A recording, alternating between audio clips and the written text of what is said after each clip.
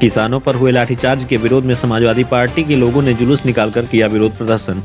बता दें कि आजमगढ़ जिले के अतरौलिया क्षेत्र में पुलिस प्रशासन द्वारा प्रदर्शन कर रहे किसानों पर हुए लाठीचार्ज के मामले में आज समाजवादी पार्टी के वर्तमान जिलाध्यक्ष हवलदार यादव के नेतृत्व में पार्टी कार्यालय से सरकार के खिलाफ नारेबाजी करते हुए एक जुलूस जिलाधिकारी कार्यालय पर पहुंचा और वहां राज्यपाल को संबोधित एक ज्ञापन सौंपा गया।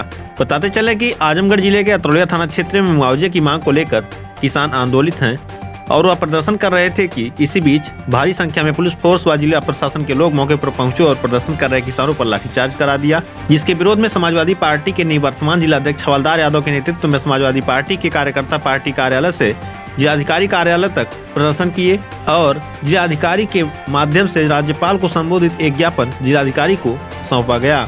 निवर्तमान जिलाध्यक्ष हवलदार यादव ने कहा कि प्रदर्शन कर रहे किसानों पर पुलिस प्रशासन जो लाठीचार्ज किया है उसके विरोध में समाजवादी पार्टी के द्वारा यह विरोध किया गया है। उन्होंने राज्यपाल को संबोधित एक ज्ञापन जिलाधिकारी को सौंपा है जिसमें दोषियों के खिलाफ कार्रवाई की मांग की गई है। आइए सुनाते हैं इस मौके पर सपा के निवर्तमान जिलाध्यक्ष हवलदार यादव ने क्या कुछ कहा। आजमगढ़ से तेज न्यूज के लिए संवाददाता अमित खरवार की रिपोर्ट। ये प्रदेश की जोगी सरकार निरंकुश हो गई है और इस सरकार में किसानों की जो स्थिति है किसी से छिपी नहीं है। किसान आज कई महीने से दिल्ली बॉर्डर पर धरना दे रहा है, उनकी मांगें नहीं सुनी जा रही हैं और उत्तर प्रदेश में तो दमन का रास्ता तैयार किया गया है, उत्पीड़न का रास्ता जबरदस्ती जोर जबरदस्ती की जा रही है। अतरौलिया में मुख्यमंत्री जी के जोगी जी के जिले में जाने वाली जो एक्सप्रेसवे से लिंक रोड है गोरखपुर, उसको बनाने की इतनी जल्दी पड़ी है कि किसानों की ज़मीन का मुआवजा भी नहीं मिला।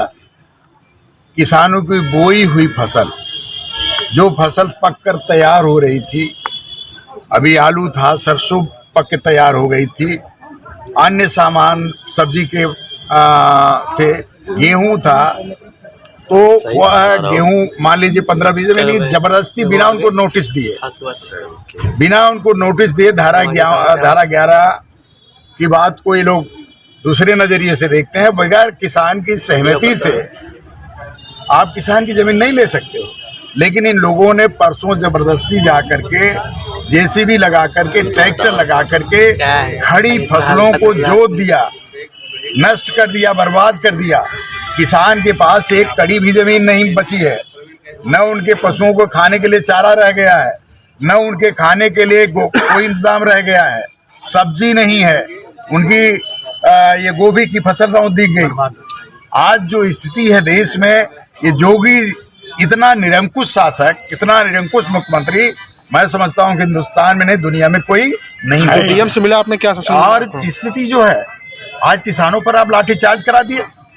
किसान अपनी बात कहने जाए उस पर लाठीचार्ज। इन्हीं किसानों की बदौलत आप मुख्यमंत्री हैं, इन्हीं किसानों की बदौलत ये अधिकारी वेतन ले रहे हैं, इन्हीं किसानों की बदौलत सारा हमारा खर्चा चल रहा, पेट भर रहा है, लेकिन इन्हीं किसानों पर ये अपनी बात कहने जाए तो लाठीचार्ज। ये निश्चित तौर पर ये अन्याय हो रहा है और ये अन्याय आने वाले दिनों में जोगी जी को भुगतना पड़ेगा और इस प्रदेश में 2022 में उनको जनता नकार देगी। जिलाधिकारी से मिले, क्या आश्वासन मिला आपको? जिलाधिकारी ने कहा कि हम जांच कराएंगे, अगर अन्याय हुआ तो उसकी कार्रवाई करेंगे और उन्होंने कहा कि हम मुआवजा देंगे। हमने कहा मुआवजा उसी खेत में अखिलेश यादव की सरकार ने 14 लाख बिस्वा दिया और उसी खेत के आधे पोर्शन में जोगी की सरकार 1,20,000 रुपए देने की बात कर रही है। तो सरकार नियम यह है कि जिस खेत में आप उसके पहले का रेट दिए हैं उसी रेट से आपको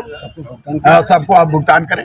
सरकार हमेशा किसानों की तमाम योजनाएं चलाती है, इनके उसके बाद अनदेखा क्यों किया, इस तरह क्यों किया गया सरकार प्रशासन ने? अनदेखा जबरदस्ती जोगी जी के सपनों का वो गोरखपुर का लिंक रोड है ना, वो आजमगढ़ में आज आप बजट देखे, यहाँ विश्वविद्यालय की घोषणा की गई थी, उस पर कोई आया? कोई बजट में कोई प्रावधान नहीं है। आजमगढ़ के लिए कोई प्रावधान नहीं। पूर्वांचल एक्सप्रेसवे तो उनकी मजबूरी है। अखिलेश यादव ने 70% 80% जमीनें खरीद लिया था, निर्माण शुरू हो गया था, उनकी मजबूरी है, लेकिन और कोई एक नया काम आजमगढ़ के परिवेश में, आजमगढ़ जिले में नहीं हो रहा है।